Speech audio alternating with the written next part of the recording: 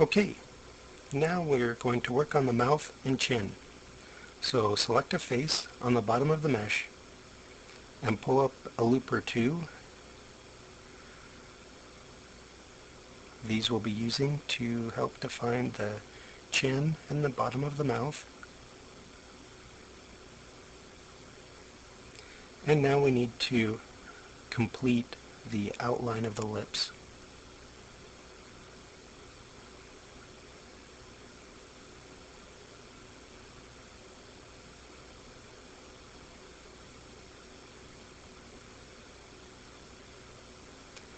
We also will be completing the geometry that we had left undone from the nose.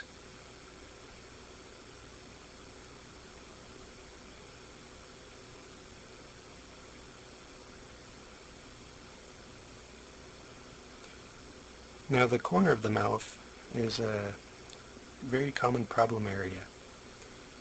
The geometry here needs to be very simple and clean.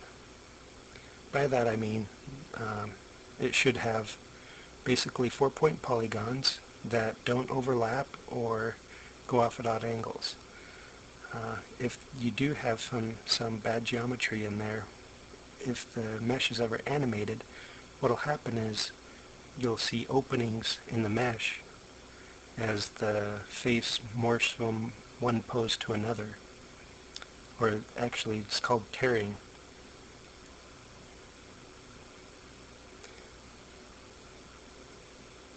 So here you can see I've created a track that I'll add in more loops into that we'll use to create the outline of the mouth and the lips.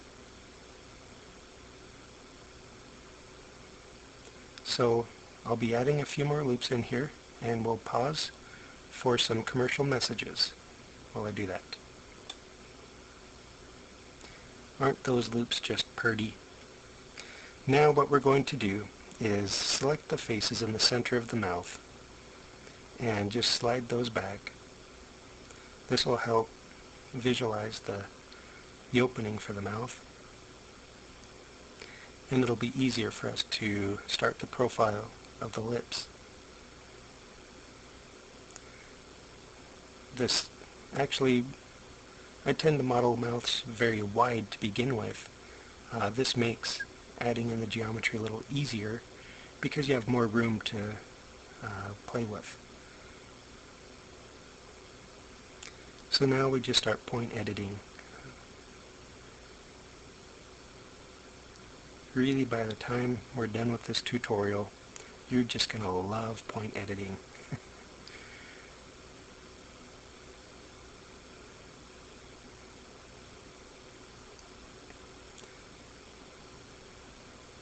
So here we're just roughing in some shapes and just doing some basic editing. We don't want to go into too much detail. We really don't want to add much more detail as far as geometry goes at this point for the lips, because the more geometry we add, the more difficult it is to edit later. So we want to open up some areas that we can work with.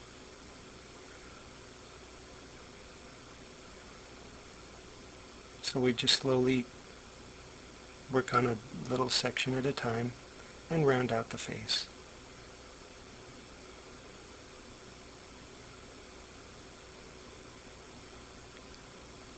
Now another problem can be geometry that's too close together. As you smooth or divide a head, the areas that are dense can actually have warps or little dimples that really distract from what you want. But then in other places this is advantageous. It's one method that I use to create wrinkles in the brow or the creases in the face. You'll find through this tutorial that I really don't use any tension or things like that in the subdivision tool. I rely purely on geometry. The advantage to this is that you can smooth and unsmooth, extract your control mesh, and not have to reset your smoothing settings later. So we're just working on the profile and the curvature of the chin, just roughing it in.